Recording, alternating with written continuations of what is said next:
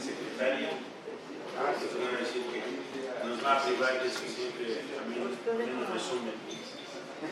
Entonces, el día de hoy vamos a empezar con algunos anuncios.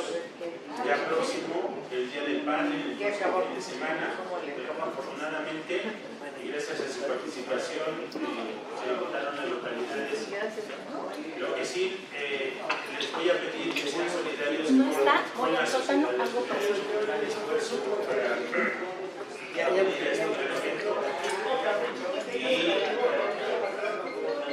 en esa solidaridad quisiera pedirles que aquel que por la razón que mande y guste no acuda, va a tener que pagar ese lugar y a la sociedad.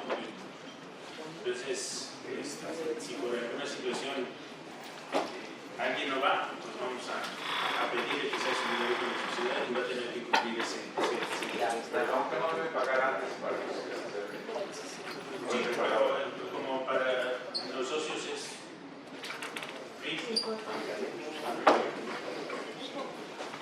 Bien, seguimos con el próximo evento académico, que es un simposio de cefaleas y migrañas, que va a estar liderado por el doctor Jefferson Proaño y será el 14 de junio. La próxima sesión cultural es un tema muy interesante que espero les incite a venir, porque Fernando Rodríguez va a abordar el tema que para algunos puede ser espinoso, para otros puede ser satisfactorio. ¿En qué momento y bajo qué circunstancias el médico empieza a entrar en el caso de su práctica profesional? Va a estar muy interesante y va a ser enriquecedor de todos los puntos de vista que se mencionan. El 25 de junio ahora se recorrió por situaciones de los patrocinadores la comida de la amistad, será hasta el 25 de junio.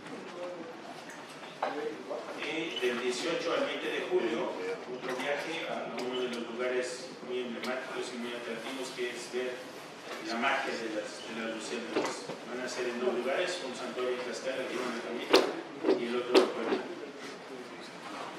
Y para hoy tenemos un complemento, seguramente muy enriquecedor, de la plática que ya tuvimos en el mes pasado, que es seguir con el enfoque del trasplante de órganos y tejidos.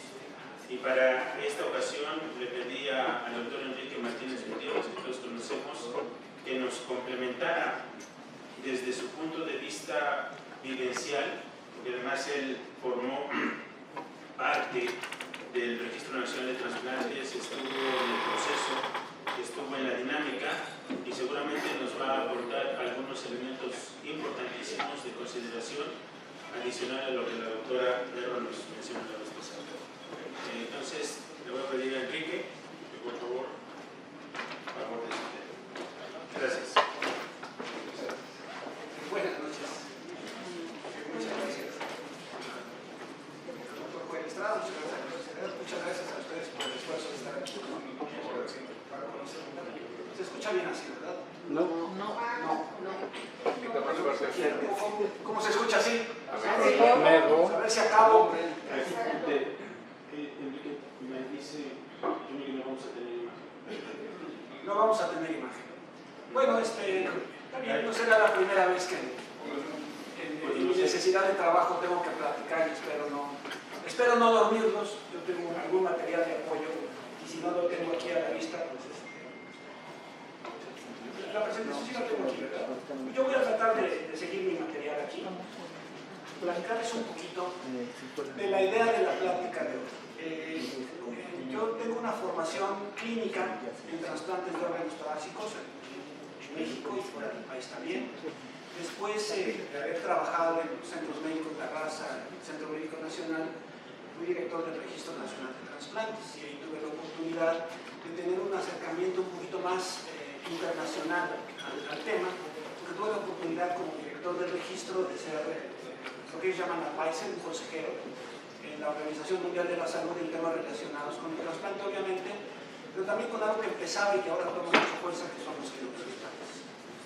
Estos son mis antecedentes. Yo dejé ya el Registro Nacional de Trasplantes hace un buen tiempo, pero el tema siguió dando vueltas en mí y lo estoy abordando sobre todo desde el punto de vista de sociedades a las que pertenezco, sociedades internacionales, todas ellas, la The Transplantation Society, la Sociedad Internacional de Procuradores de Órganos y la Asociación de Genotransplante Internacional. Y he mantenido cierto grado de comunicación y por lo que la presentación que yo tengo el día de hoy es una presentación desde un punto de vista conceptual, teórico, porque en el momento actual yo no trabajo directamente en ninguna institución relacionada con los aspectos clínicos del trasplante y tampoco con los aspectos normativos, aunque tuve el gusto de ser invitado al 25 aniversario del Centro Nacional de Trasplantes e intercambiar algunas ideas con la doctora Herro, directora del centro, y algunos compañeros, porque todavía existen varios compañeros en el Centro Nacional de Trasplantes. No tengo conflictos de interés para la plática.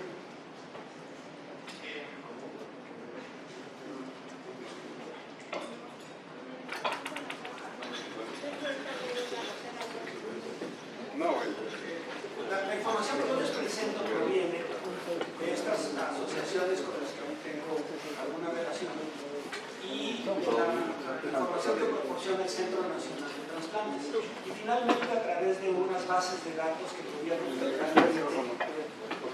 son un poquito complejas de consultar, por cierto, y que están basadas en todo el mundo. Ya les iré explicando más o menos. Desafortunadamente no tenemos imagen, pero el primer mensaje que yo quisiera dar es que el primer concepto que es muy importante entender en trasplantes es que es un proceso de muchas aristas. No es solamente el acto quirúrgico de anastomosar. Hay por ahí una publicación que hice hace tiempo donde yo hablaba que la historia del trasplante ha pasado por diferentes etapas. Primero era resolver las anastomosis vasculares, después era resolver los problemas inmunológicos. Pero a partir de entonces, estamos hablando ya de mediados del siglo XX, el problema fundamental ha sido la organización. Y conforme pasa el tiempo y conforme los trasplantes son más exitosos, han sido víctimas de su propio éxito. El problema fundamental de los trasplantes ahorita es que la demanda de órganos para el trasplante supera con mucho a la oferta. Y eso sucede en todo el mundo. Pero existen países donde este retraso es aún mayor. Desafortunadamente, la situación de México, ya lo decía la doctora Herro en su presentación, es todavía más dramática de lo que se pudiera esperar en un país con los indicadores de salud que tenemos. Tratando de resumir un poco, les traía yo algunas gráficas que publica un Observatorio Mundial de Trasplantes, recibe información de más de 120 países en el mundo, y ellos hacen un análisis de la información relacionada con los trasplantes y por supuesto con la donación porque es un binomio no divisible. Y tenemos países en el top, particularmente los Estados Unidos y España. En el caso de los Estados Unidos, es el país que más trasplantes hace por millón de habitantes. Casi 140 trasplantes por millón de habitantes, está pasada la cifra.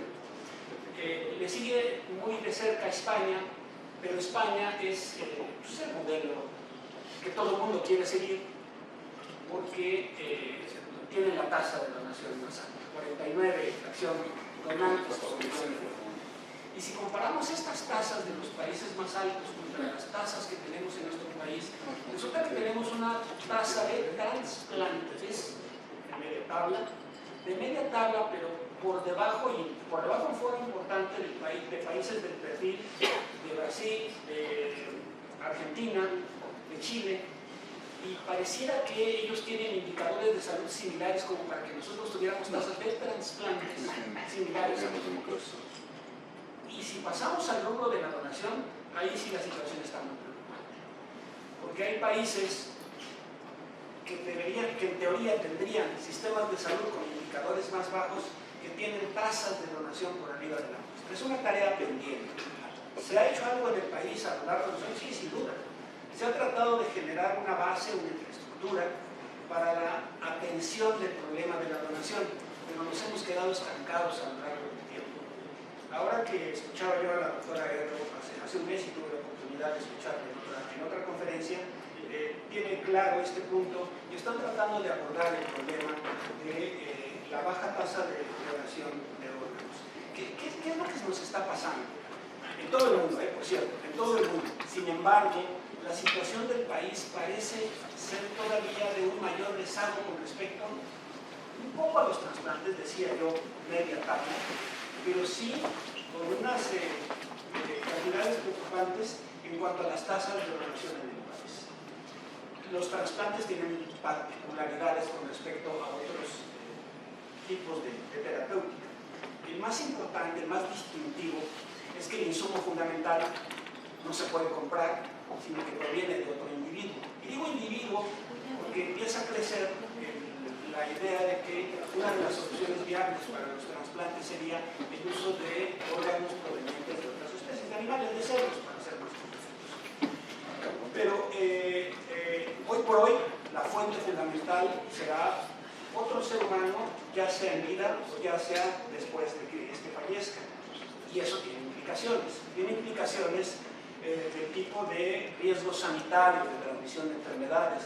Tiene implicaciones éticas muy importantes para la protección de las personas que donen sus órganos, ya sea en vida o ya sea después de que hayan fallecido, y se tienen que generar mecanismos de protección hacia el donante. Entonces, los retos del trasplante, y por eso insisto en este concepto que ha evolucionado muchísimo en otras partes del mundo y que pareciera, al menos yo tengo esa impresión, ha quedado muy rezagado en nuestro país.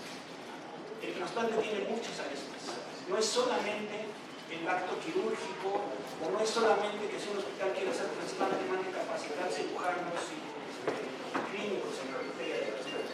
El trasplante requiere la participación multidisciplinaria de prácticamente todo el hospital, y los retos no son solamente médicos. Mis maestros no parecía que el asunto de los trasplantes es tan delicado que no hay que dejárselo solo a los trasplantólogos, sino hay que dejárselo solo a los médicos. Es un problema que tiene que ser abordado por toda la sociedad, dada la complejidad y las múltiples aristas que tiene, y en la que tienen que analizarse aspectos legales, aspectos éticos, y algo que ha sido un poquito la bandera de... Todo el mundo cuando habla de trasplantes dice el modelo español, ¿no? Desde mi punto de vista, ¿qué es lo mejor del modelo español? Pues el presupuesto, ¿no? Pero más allá de eso, ellos hablan mucho de organización. Esa es la base del éxito que siempre están ellos produciendo y reproduciendo. Entonces no se puede hacer nada. De la Organización Nacional de Trasplantes, el doctor Jaime Sanz, y ahora la doctora Beatriz Domínguez como directora, la línea sigue siendo la misma, y ellos siguen cada vez generando un mayor número de donantes y un mayor número de órganos para trasplantes. ¿Por qué la diferencia entre el número de trasplantes estadounidenses y españoles? Porque los estadounidenses recargan mucho su productividad en la donación de vida. Y en España hay un fuerte componente, aunque ellos mismos reconocen que es tal la carencia de órganos que tienen que trabajar también la donación de vivos. Entonces, un segundo mensaje es: la demanda supera la oferta. Y esto genera una necesidad que debe haber. Ahora veo las gráficas, estos datos que les comentaba yo, la tasa de trasplantes, en los Estados Unidos de 139.68, y podemos hacer el comparativo con México, 26.66, de 3 dígitos a 2 dígitos. Pero si nos vamos a donación, los casi 50 donantes por millón de habitantes españoles nos quedan nosotros. Yo tengo la cifra de 2023, 3.99, pero la doctora Erro recién actualizó la cifra de 4.6 donantes por millón de habitantes. Todavía son cifras muy bajas. Y entonces, en el caso de los trasplantes, tenemos países, como decía yo, como Uruguay, Argentina y Brasil, que tienen tasas de 50, 40, 47 trasplantes por millón de habitantes, contra una tasa de 26.6 de México. Y si nos vamos a la donación, las cifras son todavía más preocupantes, porque además de Uruguay, Argentina y Brasil, que tienen cifras de 2 dígitos, 17, 17, 19, tenemos a Chile y a Colombia. Los indicadores de salud de estos países parecían tener un poquito más de problemática presupuestal que nosotros. Ellos tienen tasas de donación de 9 y 7. Nosotros tenemos una tasa de donación que les decía debe estar alrededor de los 4 donantes por millón de habitantes. Cuando me puse a revisar estas bases de datos que publica gobierno federal a través de su portal abierto, lo que me encontré es que el número de hospitales en el país que tienen licencia es de 594. ¿Nos faltan hospitales que tengan licencia? No, definitivamente no. Se supone que un hospital al que se le da la licencia es porque reúne todos los requisitos necesarios para poder hacer trasplantes. El problema es que la gran mayoría de los hospitales que tienen una licencia no hacen trasplantes y no tienen recuperación. Les dejo dos cifras: 594 hospitales con licencia en nuestro país. España tiene 56 hospitales con licencia. Estados Unidos, en todo Estados Unidos, la población de España tiene 123 licencias o establecimientos con licencias para trasplantes. Nuestro problema no está en el número de licencias. Está en que tenemos muchos hospitales con licencia, pero no hacen la solicitud de licencia para efectuar los procedimientos. Los intereses, sin duda, son otros. Otro dato importante que encontré al analizar las bases de datos de Book.mx es que la participación de la medicina privada no es tan pobre en los trasplantes. De las licencias se tiene prácticamente la mitad de las licencias que hay en el país son en hospitales privados. El 34.15% de todos los trasplantes que se efectúan en el país se hacen en hospitales privados. En el sistema de salud mexicano tan complejo, tan diverso, tan recargado en la medicina pública, no es una cifra que suene lógica. La participación de los hospitales privados en nuestro país es fundamental para poder fortalecer el sistema de trasplantes. Y por supuesto, si queremos fortalecer el sistema de trasplantes, tendríamos que hablar también de la donación.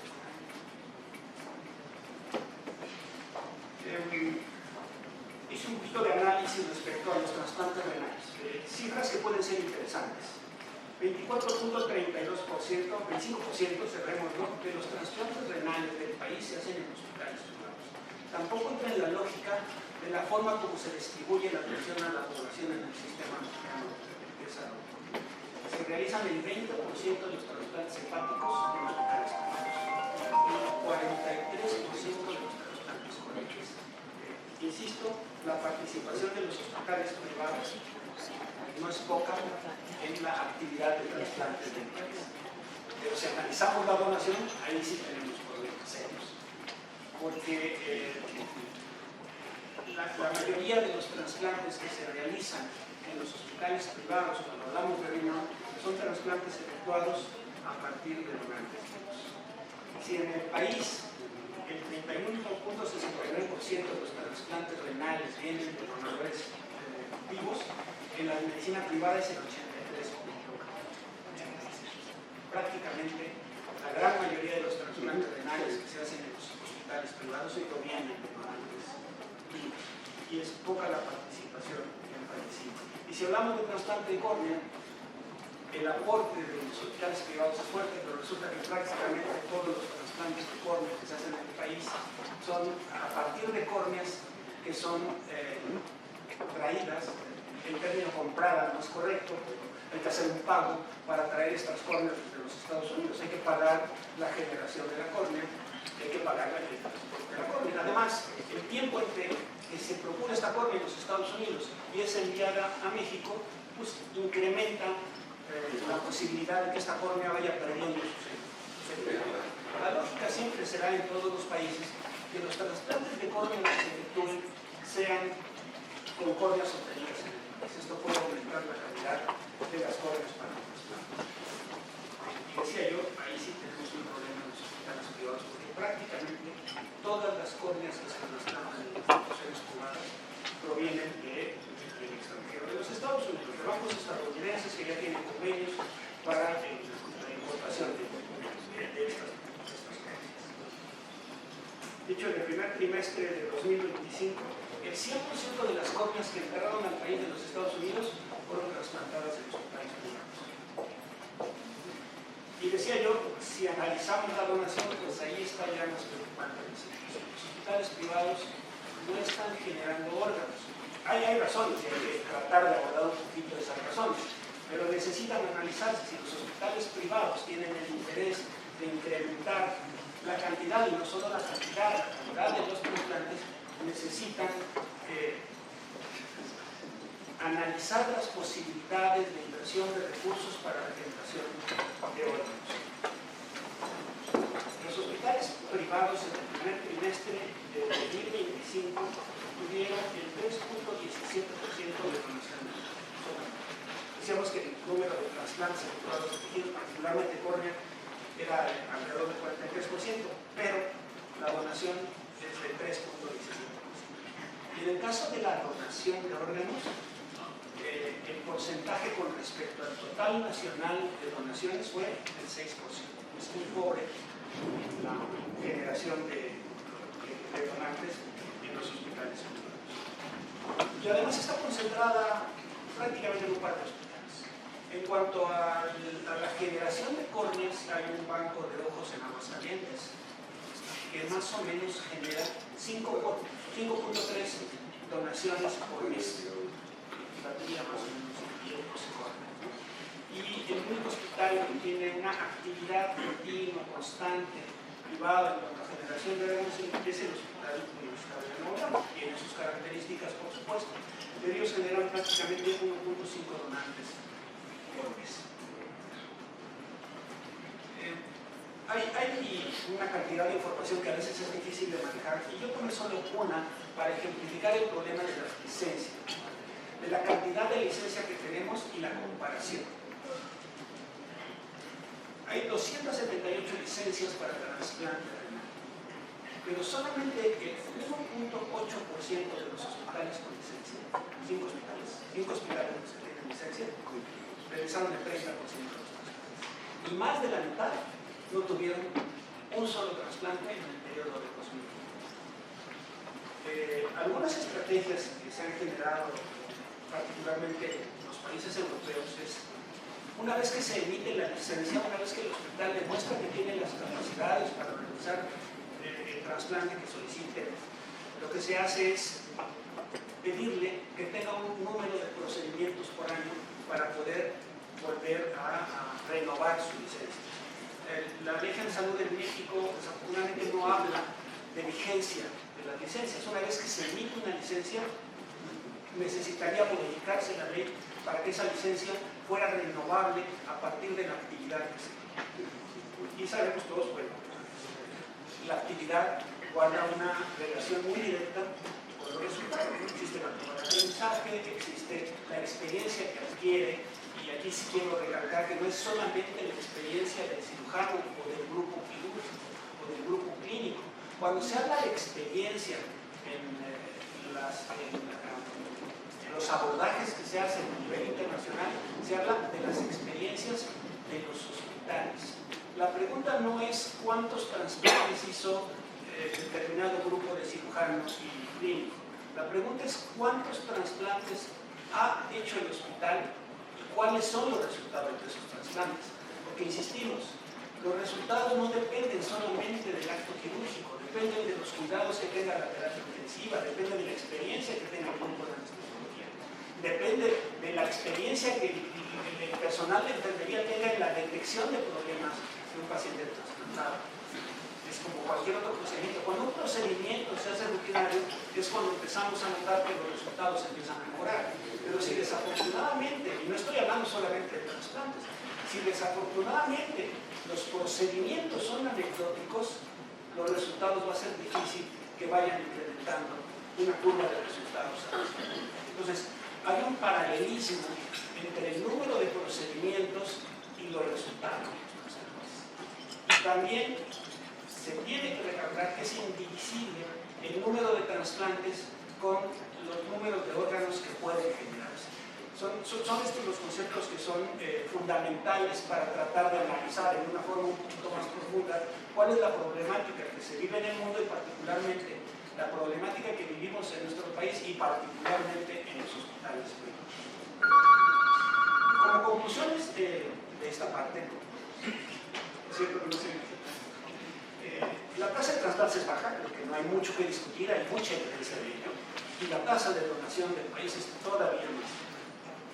En casos como los trasplantes renales, estamos muy recargados en los trasplantes trasplantes a partir de donadores vivos y hay un déficit con una gran oportunidad de mejora en el caso de los trasplantes provenientes de órganos sanguíneos. Hacemos trasplantes incluso complejos, los trasplantes cardíacos, los trasplantes pulmonares, pero los números no son suficientes y existe una demanda mucho más importante particularmente de los trasplantes.